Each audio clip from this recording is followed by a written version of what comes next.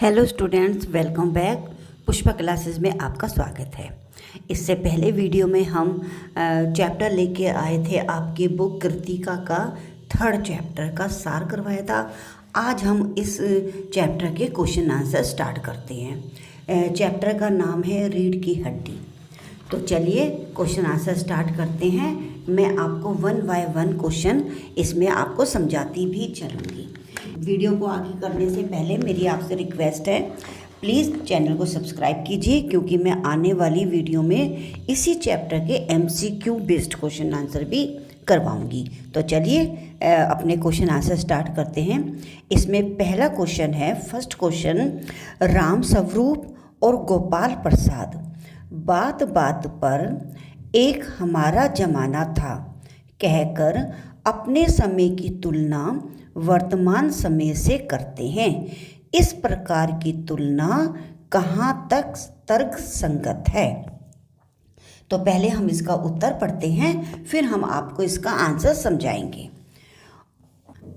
राम स्वरूप और गोपाल प्रसाद दोनों पुराने जमाने के बुजुर्ग हैं। दोनों को वर्तमान जमाने की तुलना में अपना जमाना याद आता है। ये यादें स्वाभाविक हैं, इन्हें प्रयत्न नहीं करना पड़ता, ये अपने आप मन में आती हैं। परंतु इन तुलनाओं को दूसरों के सामने प्रकट करके उन्हें नीचा दिखाना गलत है, यह तर्क संगत नहीं है। ऐसा करने से बुजुर्ग लोग अपने हाथों में ऐसा हथियार ले लेते हैं जिसकी काट वर्तमान पीढ़ी के पास नहीं होती। यूँ भी हर जमाने की अपनी स्थितियाँ होती हैं। जमाना बदलता है तो उसमें कुछ कमियों के साथ साथ कुछ सुधार भी होते हैं। अब आपने भी कभी अपने घर में देखा होगा, जो बड़े बुजुर्ग होते हैं वो बात बात में नहीं तो कभी कभी तो वो ज़रूर ये कहते हैं कि एक हमारा ज़माना था, उसमें महंगाई नहीं थी, उस ज़माने में ऐसे होता था या इस तरह होता था। तो ये वाली बात सरासर गलत है।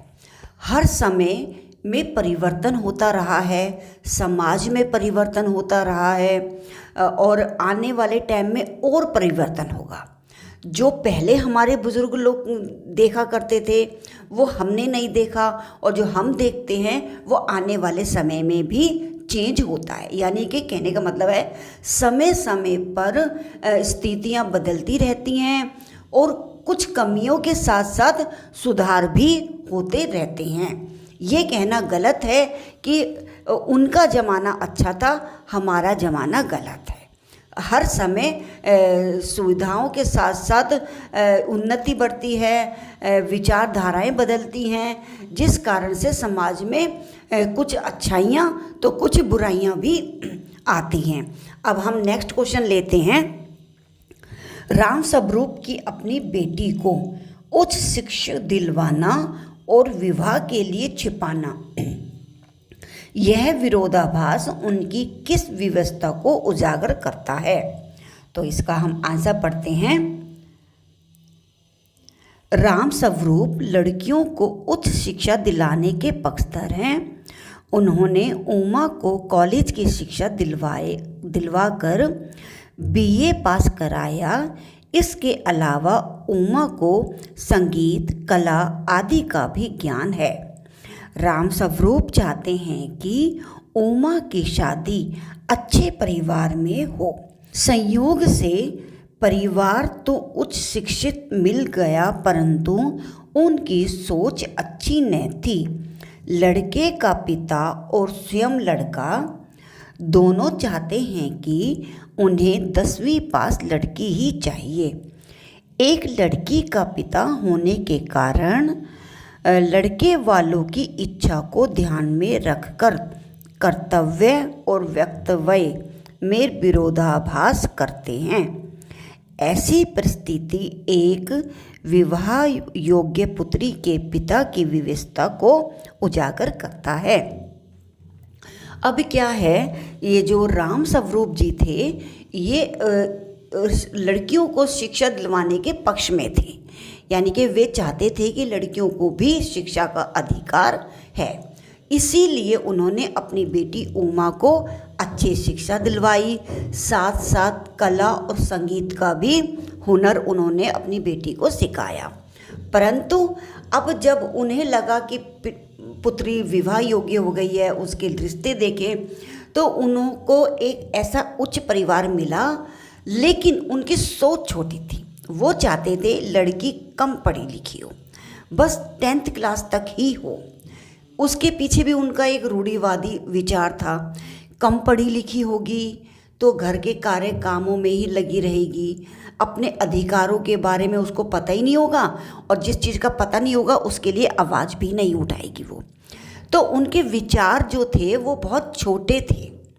वो लड़कियों को कम पढ़ा लिखा होना ही पसंद करते थे। परंतु राम स्वरूप का अपनी बेटी की शिक्षा को छुपाना, ये एक पिता की व्यवस्था को ही प्रकट करता है। अब हम नेक्स्ट क्वेश्चन लेंगे। अपनी बेटी का रिश्ता तय करने के लिए राम स्वरूप उमा से किस प्रकार के व्यवहार की अपेक्षा कर रहे थे, वह उचित क्यों नहीं है? आंसर पढ़ते हैं। अपनी बेटी का रिश्ता तय करने के लिए राम स्वरूप अपनी बेटी से अपेक्षा करते हैं कि वह सज धज कर सुंदर रूप में पेश आए। इसके लिए वह पाउडर आदि बनावटी साधनों का प्रयोग करे।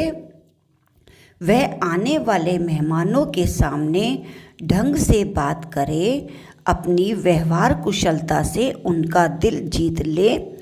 उसमें जो जो गुण हैं उन्हें ठीक प्रकार से प्रकट करे, ताकि वह होने वाले पति और ससुर को पसंद आ जाए। वह उसे कम पढ़ी लिखी लड़की के रूप में भी पेश करना चाहते थे। अब क्या है, वो चाहते थे कि वो थोड़ा सा मेकअप करके उन लोगों के आगे आए और अपने गुणों का अच्छे से बखान करे, ताकि वो लड़के वालों को पसंद आए। अब वो इस बात में ध्यान नहीं दे रहे थे, या कह लो विवश थे वो, कि उनकी बेटी तो पहले से ही गुणों वाली है, अच्छी पढ़ी लिखी है, संगीत कला का ज्ञान है उसको। उसके बावजूद भी वो चाहते थे कि वो और भी बनावटी होकर और थोड़ा झूठ का सहारा लेकर वो उनके आगे अपनी बेटी को प्रस्तुत करना चाहते थे, जो ये बिल्कुल सरासर गलत है। क्योंकि कोई भी नया रिश्ता जब जुड़ता है तो उसकी बुनियाद झूठ पे नहीं होनी चाहिए। नेक्स्ट क्वेश्चन हम पढ़ लेते हैं। गोपाल प्रसाद विवाह को बिजनेस मानते हैं और राम स्वरूप अपनी बेटी की उच्च शिक्षा छुपाते हैं। क्या आप मानते हैं कि दोनों ही समान रूप से अपराधी हैं? अपने विचार लिखिए। अब इसका आंसर हम पढ़ते हैं। गोपाल प्रसाद वकील हैं। वे चालाक किस्म के इंसान हैं। वे मानवीय रिश्तों से अधिक महत्व पैसे को देते हैं। शादी जैसे पवित्र रिश्तों को भी वे बिजनेस के तराजू में तोलते हैं। बिजनेस शब्द से उनकी इस मानसिकता का पता चलता है कि इधर राम स्वरूप चाहते हैं कि उनकी बेटी उमा का रिश्ता गोपाल प्रसाद के लड़के शंकर से हो जाए, जो मेडिकल की पढ़ाई कर रहा है। परंतु समस्या यह है कि गोपाल प्रसाद और उनका बेटा दोनों ही चाहते हैं कि लड़की अधिक से अधिक 10वीं पास होनी चाहिए।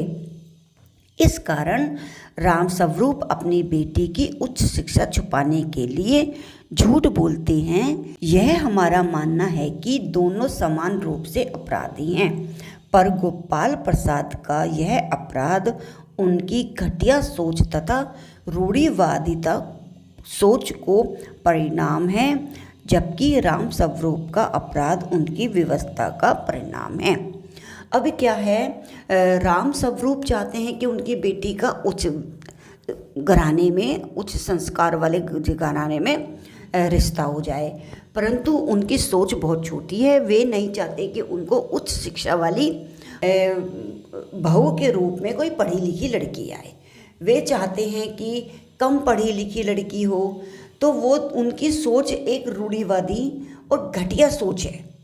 और जो ब्रह्म प्रसाद जी हैं वे अपनी बेटी की शिक्षा को छुपा रहे हैं, तो ये उनकी एक विवशता को प्रकट करती है।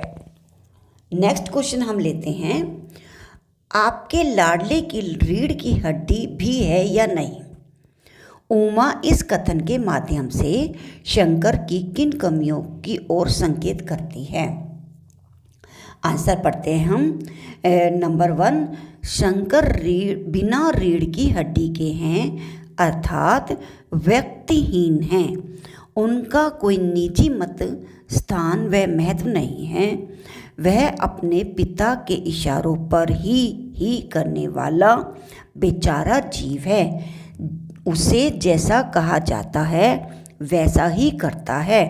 वह पिता की उचित अनुचित सभी बातों पर हाँ हाँ करता चलता है। ऐसा पति योग्य नहीं है। नेक्स्ट पॉइंट है, शंकर लड़कियों के पीछे लगाकर अपनी रीढ़ की हड्डी तुड़वा चुका है। उसका सरेआम अपमान हो चुका है, अतः वह अपमानित, लंपट और दुष्ट चरित्र वाला व्यक्ति है। नेक्स्ट पॉइंट है, उसका शरीर कमजोर है जिससे सीधा तनकर बैठ भी नहीं सकता, इसलिए वह विवाह के योग्य नहीं है।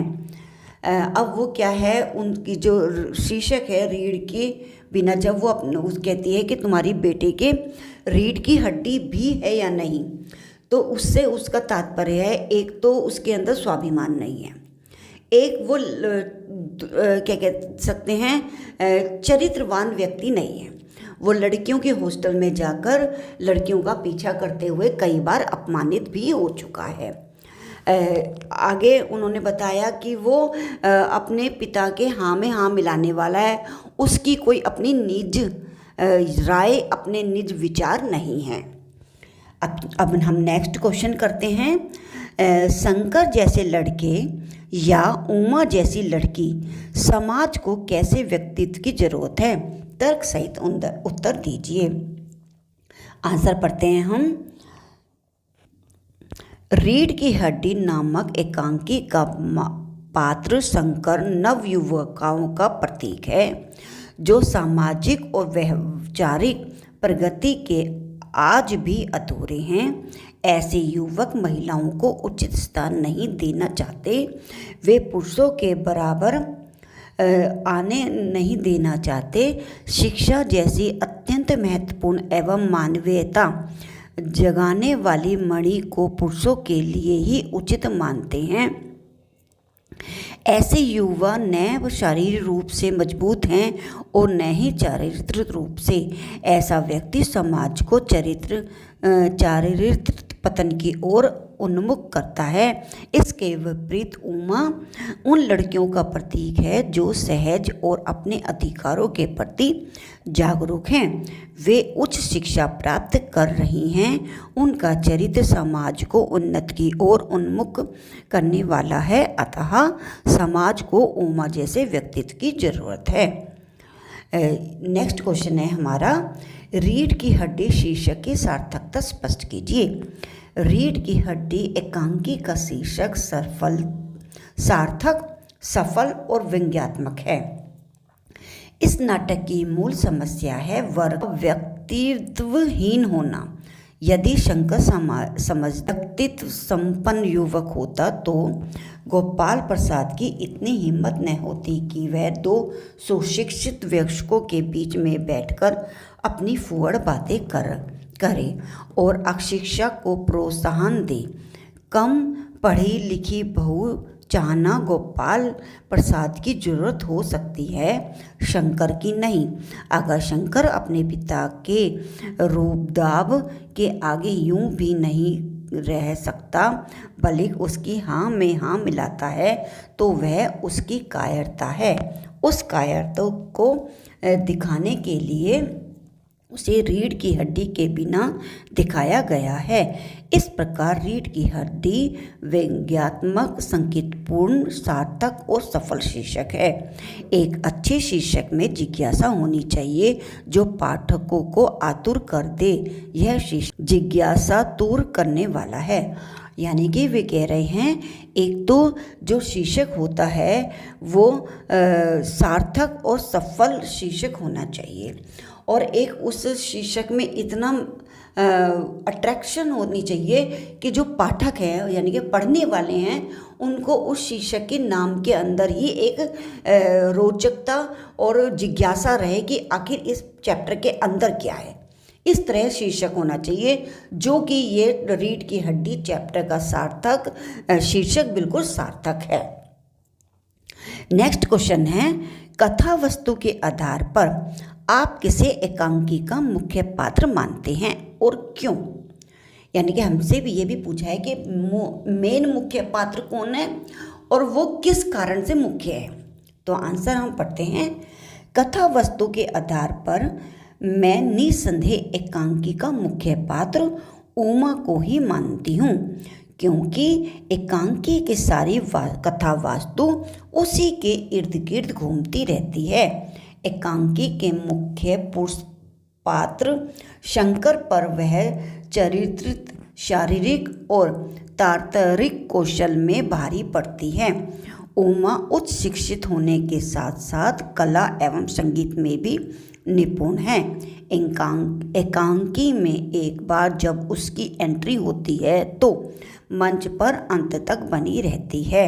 वह अपनी निपुणता से गोपाल प्रसाद और शंकर के निरुत्तर ही नहीं करती है बल्कि उनकी आंखें भी खोलकर रख देती है। एकांकी का समापन भी उमा के माध्यम से होता है, अतः उमा एकांकी की मुख्य पात्र है।